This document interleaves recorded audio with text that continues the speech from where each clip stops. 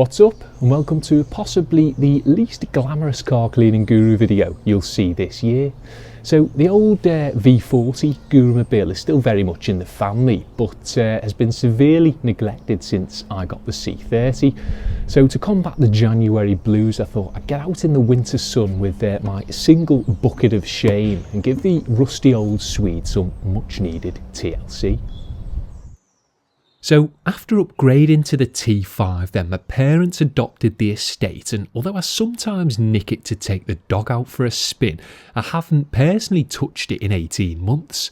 It may have had a couple of quick gritty jumbo sponge scours in that time, but no real quality cleaning, hence its current ramshackle state. During that extended period of neglect, it's also developed a number of annoying niggles, including a half-arsed headlight, a dead driver's window and some unresponsive reverse lights. All relatively simple fixes I personally couldn't live with myself, but issues I guess non-car oriented folk can overlook. It's a sad and sorry state of affairs really, considering that when it rolled off the production line 18 years ago, this was the Rolls-Royce of V40s. But chances are it won't be sticking around for much longer, and I've got bigger fish to fry, so one last basic clean on camera to temporarily resurrect it from mucky mediocrity will have to suffice. The grotty arches and battered old Arcadia wheels were tended to first, with a traffic film remover and pressure rinse to quickly cut the crud before any contact cleaning took place.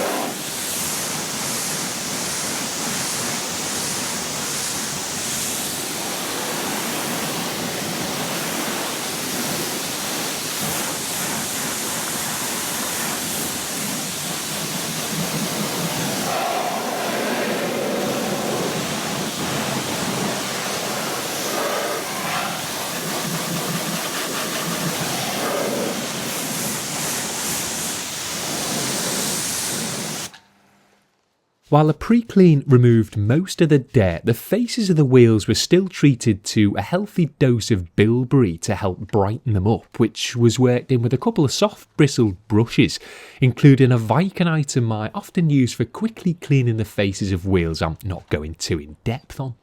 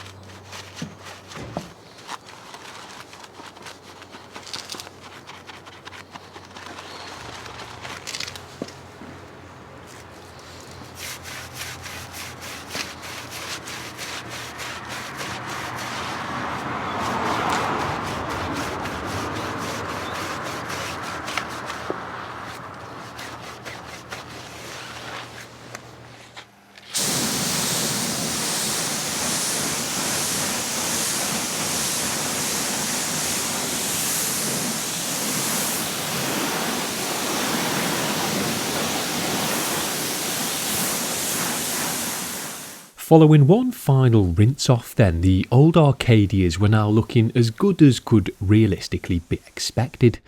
Granted, there were some stubborn spots of baked on dirt here and there, but overall they at least now looked presentable. Once the wheels were out of the way, I then treated the bottom half of the car to a healthy coating of TFR to help disperse the month's worth of ingrained winter dirt.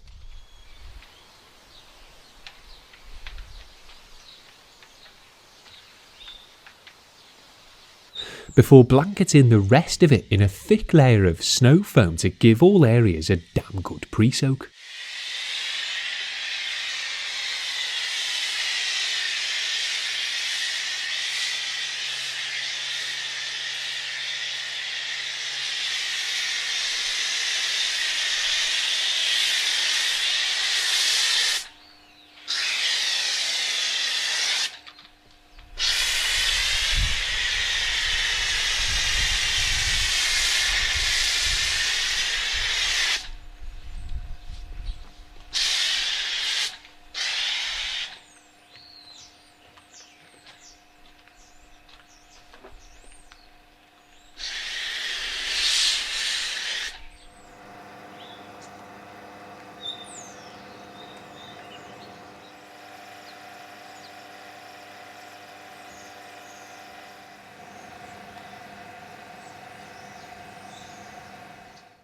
After a fair few minutes of foam time then, the dirty diesel was thoroughly rinsed off from top to bottom to remove as much muck as possible prior to contact cleaning. And yes, the front of the house took a smattering too, but with minimal room for manoeuvre, I didn't want to work from the other side and risk the camera lens being covered and you lot missing out on the thrill of a freezing cold January snow foam rinse.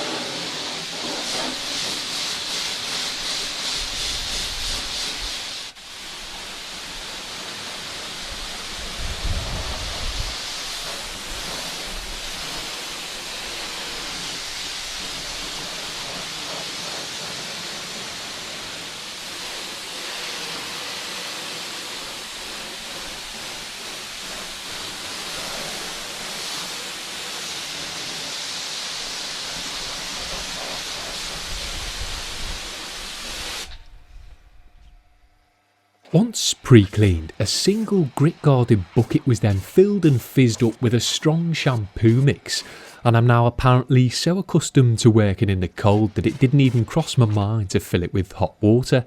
Hashtag hard as nails.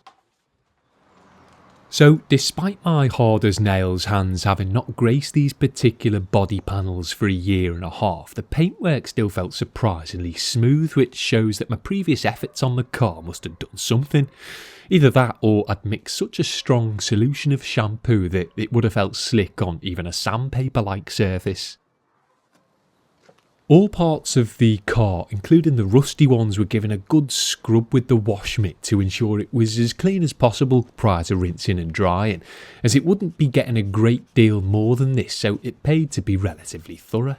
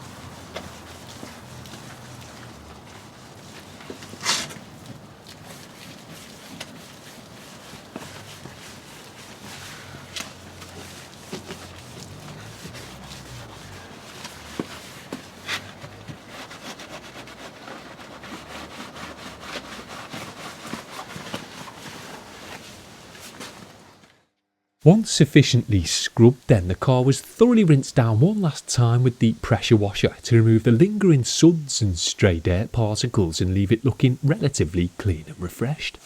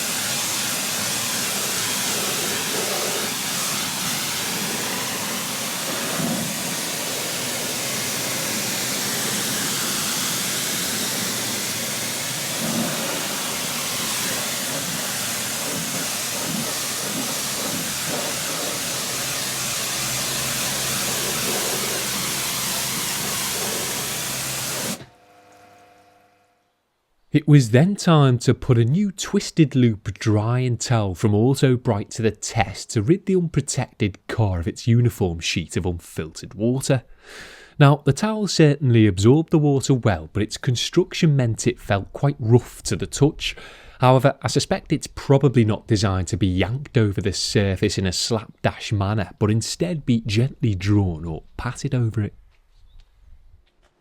This kind of no-nonsense dry is what I've always employed in more valet-oriented circumstances, as my concern isn't necessarily to avoid more swirling, but to ensure that the car will at least be spot, streak and smear free.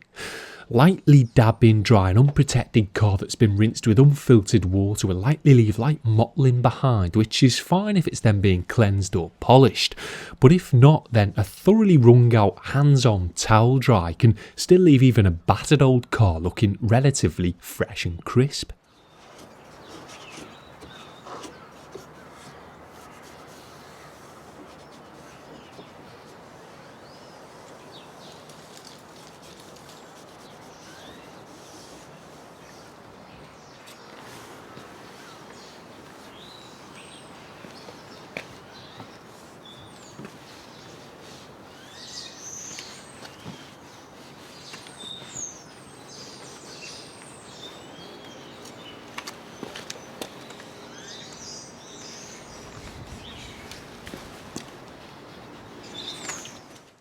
Once the body had been towel dried, the wheels and tyres were thoroughly blow dried to prepare them for dressing and a final once over.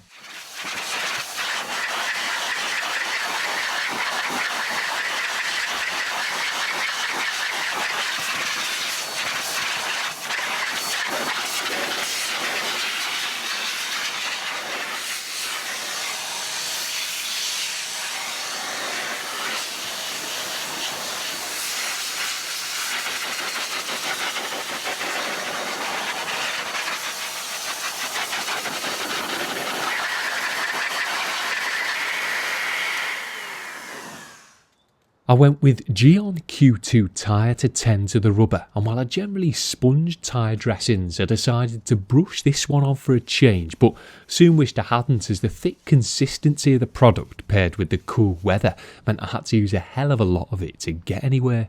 But still, once applied and given a final buff after it had had time to soak in, the tyres definitely looked a lot better for it.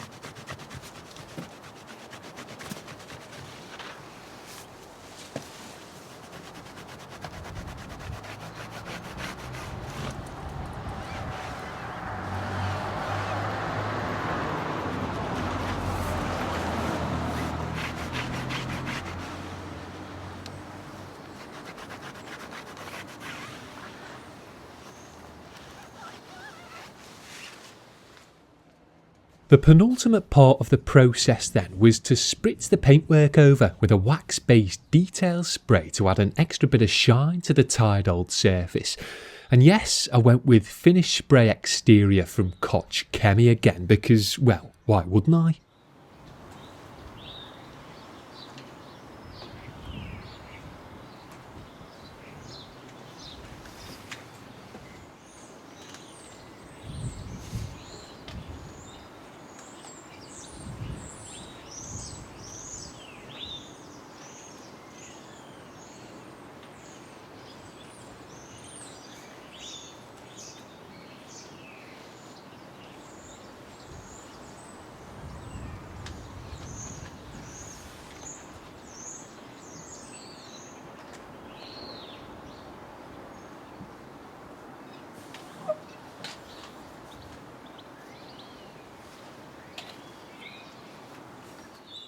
It was spritzed across the surface a single panel at a time, worked over with one towel, then buffed off with another to remove any smears and reveal a nice slick finish which unfortunately wouldn't rid the car of rust but would leave it looking a damn sight better than it did to start with.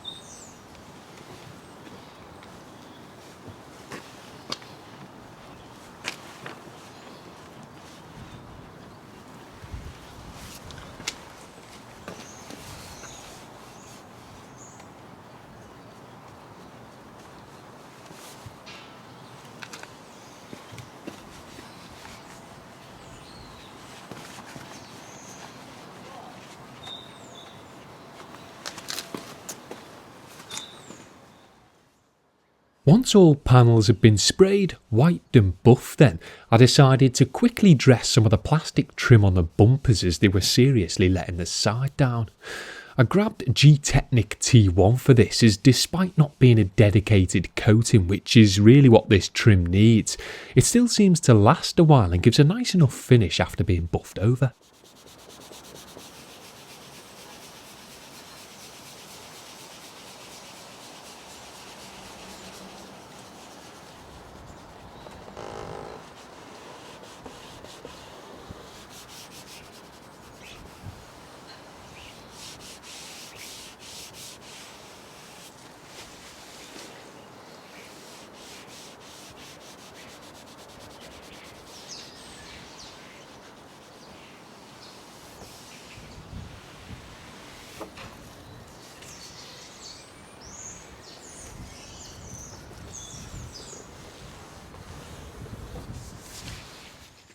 While there's quite a lot of naked exterior trim on this car that could have all done with being rejuvenated, I just couldn't bring myself to spend an hour dressing it all knowing that in 2 weeks it would look the same again. So just tried to avert my gaze from the now almost white plastic door handles, wing mirror surrounds and door pillars. Plus, battling a bit of the man flu, I felt I'd pretty much hit the wall with this one, so called it a day after dressing the trim, so there was still some time to grab some after shots and show what an amazing improvement my half-arsed wash, dry and dress had made.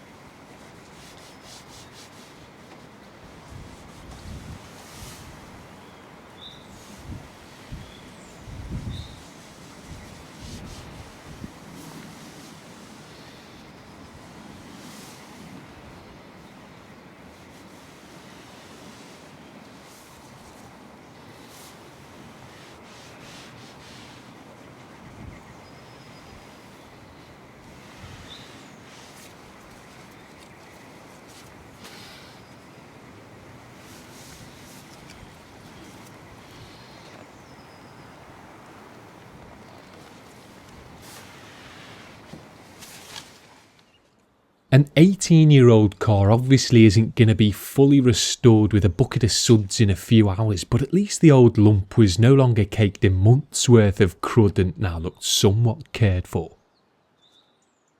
It would have been nice to have fully kept on top of indefinitely, but let's face it, it isn't really worth much now.